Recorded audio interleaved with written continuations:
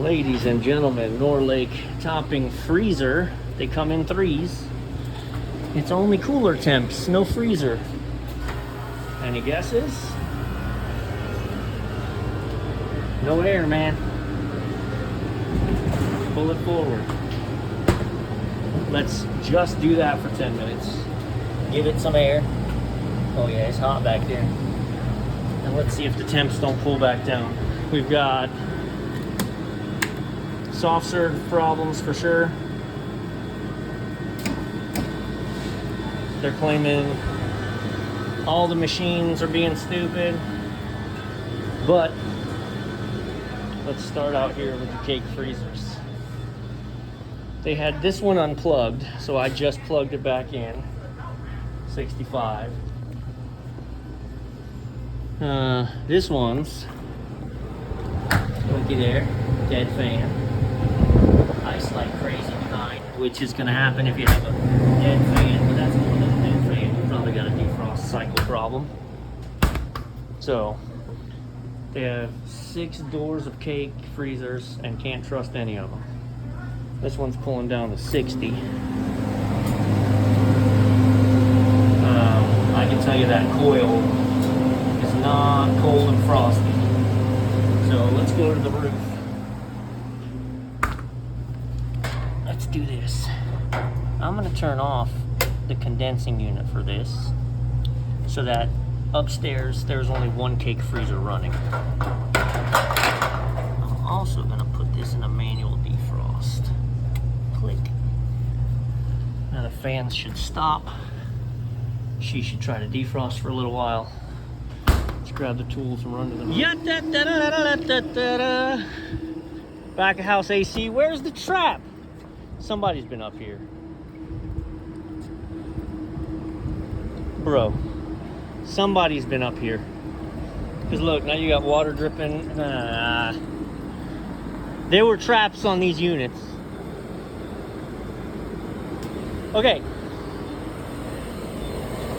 As I would have expected, this is the cake freezer that is working, because as we are oriented, this is standing in front of the freezers.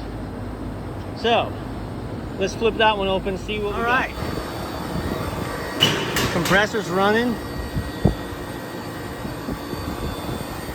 Clear sight glass.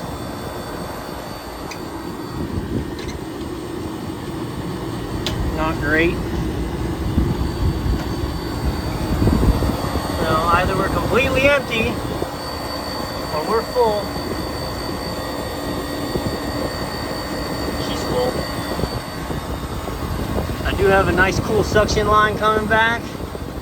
This unit should be cooling proper. Look at this thing. Also, what a bunch of freaks.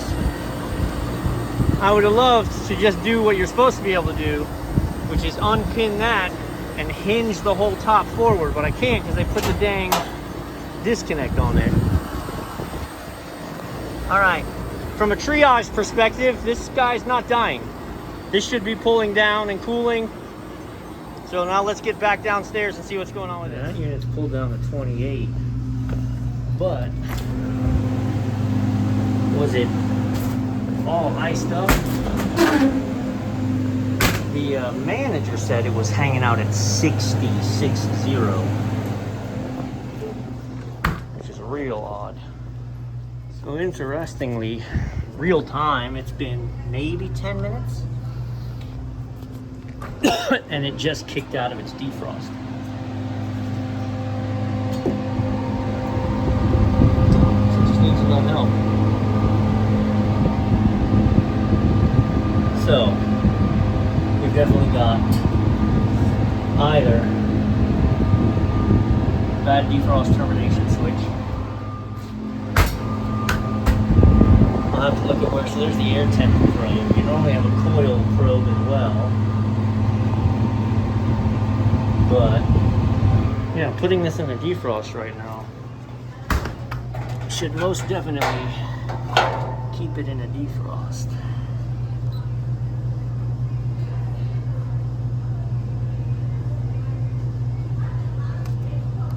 Helps if you hit the right button. All right, let me put meter on the leads. Check bolts. You got nothing on the defrost heaters. That's definitely my heater line.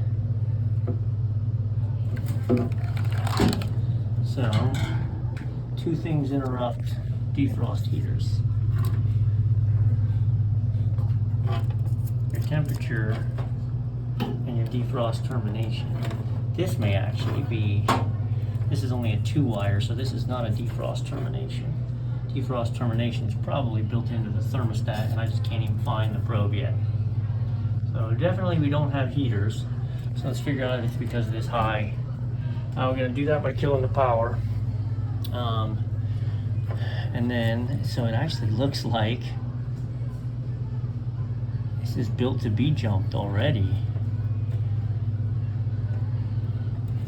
You've got this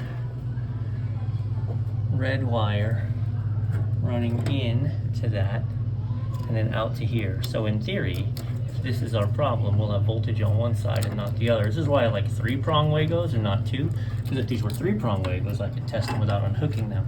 But instead, I'm gonna go ahead and kill the power and see if we can't jump that out if we've just got a bad temperature. Just realized something real quick. Defrost heaters are only 115 volts. So you've got actual neutral coming up. So coming out of the, right, so these black, right, there's your defrost heaters. Now this wire is one side of it. It's running in the switch, out of the switch, and into this yellow wire. The other wire runs into here with all of these. So these are going to be actual commons, real neutrals, since we're dealing with a 115 volt system. So now we need to establish, are we getting power leaving at the controller? Which is found, looky here, right? So I'm gonna try and pop this out if I've got enough wiring. Okay, so schematic 3 and 4, line and neutral. 3 and 4, set for voltage. I got 120 volts coming into the unit. All right, look, when I'm in cooling, it says 3 is the neutral, so we're gonna go with that, and it's white, so it should be. So we got the fan to neutral, and I got fans.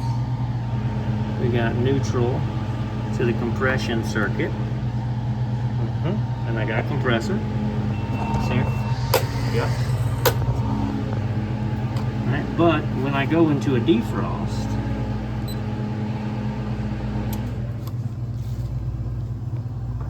I am not. Of course, you shut down. Hang on. Stand by. I'm not getting voltage out of the controller for a defrost. So, bad controller. I mean, I got no voltage coming to the defrost. There's a, right, I mean, there's a trick. You can, where's my Phillips? I can power this down. Remember, the condensing unit's off. I could pull the fan wire, put my heater on there, put it in cooling. Compressor's not gonna run because I have it off, but that circuit will close, and if my heaters come on and I get voltage, then I know it's just a, but if they don't run, because there can be other things, right? It could be that those heaters shorted out and fried the circuit inside of this. So I'm gonna kill the power. I think we're gonna flip-flop those real quick and see what we get. So I stole the fan leg, compressor's off, turned it on, we're running 120 volts. Now I got 10 amps to the heaters. So heaters work. I'm gonna leave it this way. So we can use the heaters to start tearing this down, but we need a new controller. Yeah, so check this out. Constant call for cooling, right? Well, that fan won't go. And this one's surging. So I've disabled the cooling circuit.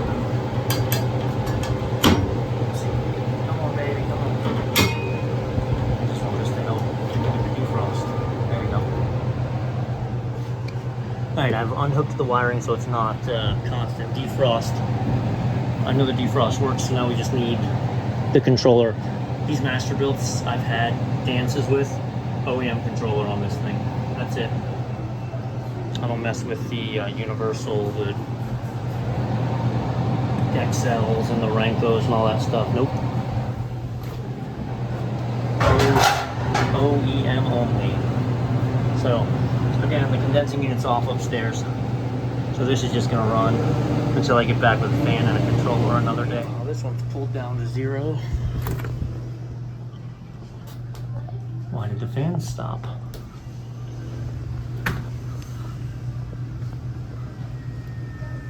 It's not calling for cool, it's not calling for fan, but it's not in the defrost. What? What?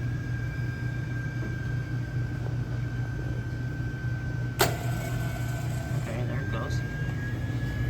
Just took a minute. It's really weird. There would be no, unless it came out of a defrost, was just chilling for a minute. Which I won't be able to tell from the temperature of the coil. Yeah, maybe. Ran a short-term defrost. That's no good. Is that supposed to be evaporator temperature or room temperature? Gonna have to open this up and see.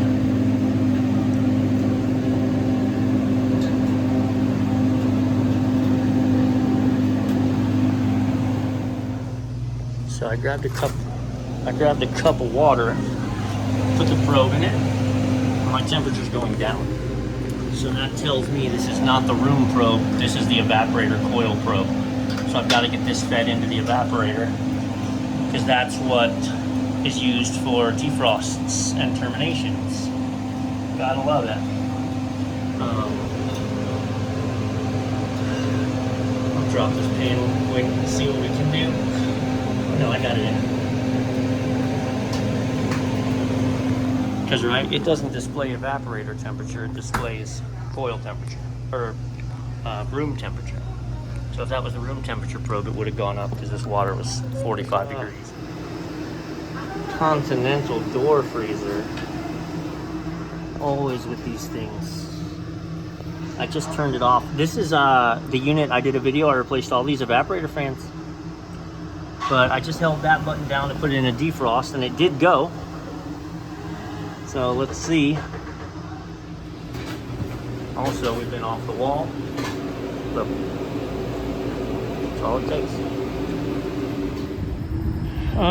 I did a rooftop. I did a half rooftop assessment. I didn't go through and do all the amp draws and everything that I normally do, because when I came to this unit, it wasn't running because it had a rub out and it lost its charge. I'm on the roof today doing a lot of things, and I was just looking at it, and I walked by this coil and it's blowing air out.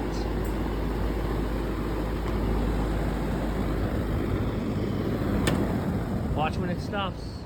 I know the frame rate's funny, it'll catch up. It is spinning counterclockwise.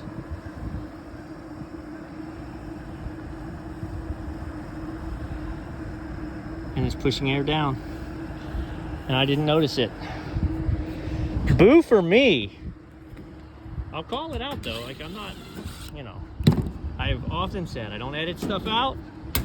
And let me say if I made a mistake. I didn't change this motor, but I did service this unit and not notice it. So that's on me. We have to be better than that.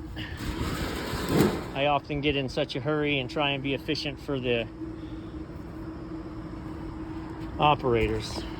I didn't bring up my tools more than, well, yeah, I got what I need. So we just need to find what is our condenser fans, and we need to swap 2 legs of power.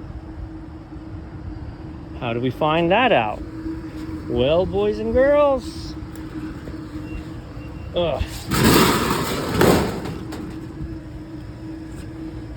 compressor, outdoor fan motor. Black, yellow, blue. Black, yellow, blue. 7, 8, and 9. Blue, yellow, black. 7, 8, and 9. Okay, so we followed black, yellow, blue from here, and look at that, it went into pigtails. So I replaced, you can see, blue is now to black, and black is now to blue. Now when we power it on, Opa! Hey. Work good now. And the other thing I wanted to do was open up the blower. Should spin this way, and it does. I just wanted to make sure, since we reversed phases at that jumper, it should have just been for that. Both compressors kicked on, and I heard they're running not backwards. So, Murphy's Law, man. I switch those two leads, it reverses the flow of the blower motor, and then we got a different problem. I think we're done on this roof for now. Freaking hot, like 95 degrees, and there's no clouds.